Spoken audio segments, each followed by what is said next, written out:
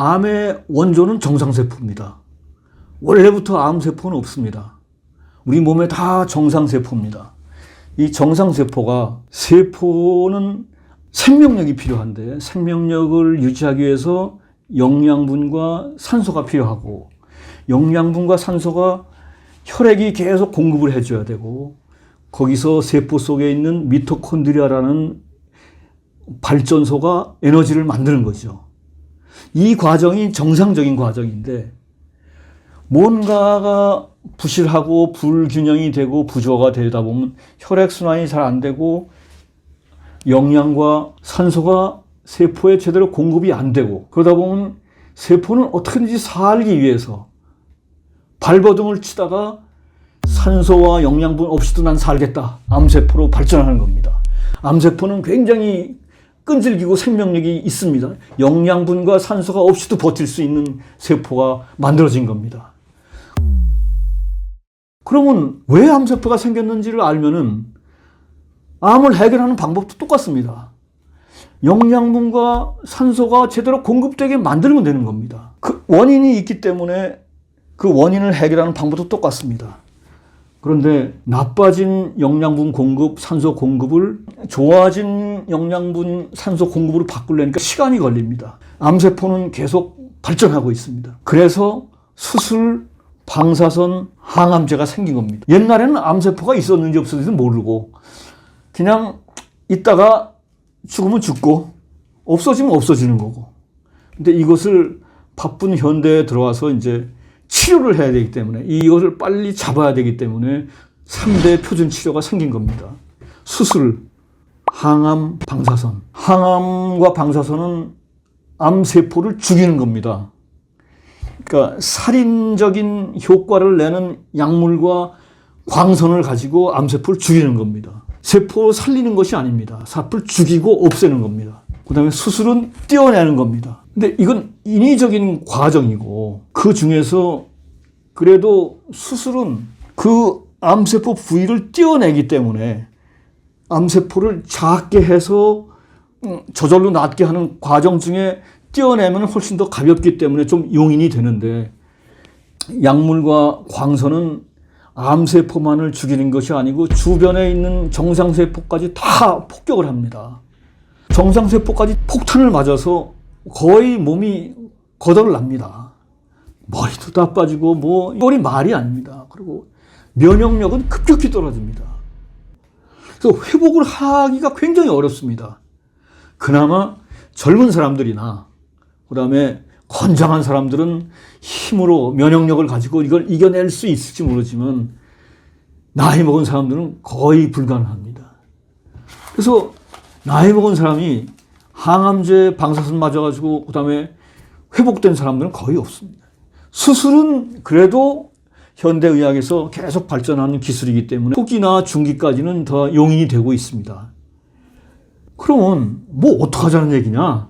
시간이 걸리더라도 몸을 정상 상태로 바꿔야 되기 때문에 정상세포까지 다 사멸되고 있는데 암세포가 없어진다고 해서 어떻게 정상 생활을 할 수가 있습니까? 그래서 이제 보통 암 수술과 항암제를 받고도 정상 생활을 하는 사람들이 있는데, 그 사람들은 그 이후의 삶이 바뀌기 때문에 가능한 거지. 저는 이거를 제 식구부터 제 주변에서 너무 많이 봐왔기 때문에 저는 절대로 항암제하고 방사선은 안 할 겁니다. 그리고 아는 의사들은 절대로 안 합니다, 이거를. 근데 사람들이 잘 모르기 때문에, 그리고 빨리 해결을 해야 된다고, 암은 그렇게 치명적인 건 아닙니다. 금방 내일 모레 1년 후에 금방 죽는 것이 아닙니다.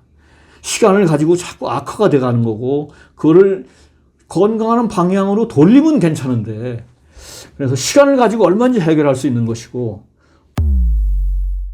근본 치유라고 이제 자꾸 말씀드리는데, 원래 암세포가 생긴 것이 영양과 산소가 공급이 잘 안 되고 체내 환경이 비건강한 상태가 된 상태를, 그걸 거꾸로 돌리면 된다.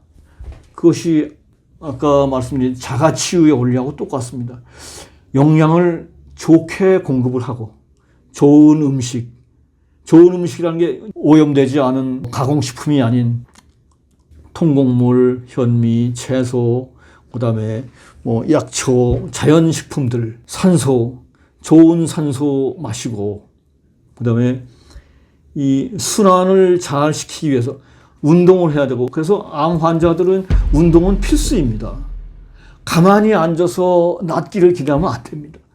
움직이고 순환을 시켜야 되기 때문에, 그러면은 영양이, 산소, 순환이 좋은 방향으로 가면서 한번 방향이 틀어지면은 자꾸 선순환이 됩니다. 선순환이 되다 보면은 몸이 점점 나아지고 몸의 건강 상태가 좋아지기 때문에 암세포가 저절로 없어지든지 암세포가 정상세포로 바꿔지든지 환경이 바뀌기 때문에 바뀌는 겁니다.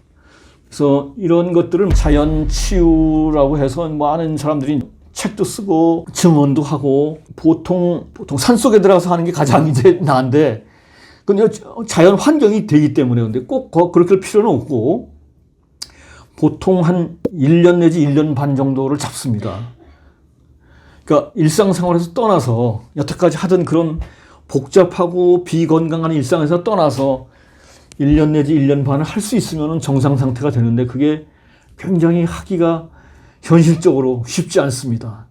고등학교 학생들 과외 공부하는 것처럼, 학원 다니는 것처럼 하면은 좋은데 쉽지 않기 때문에 누군가가 도와줘서 해주는 거.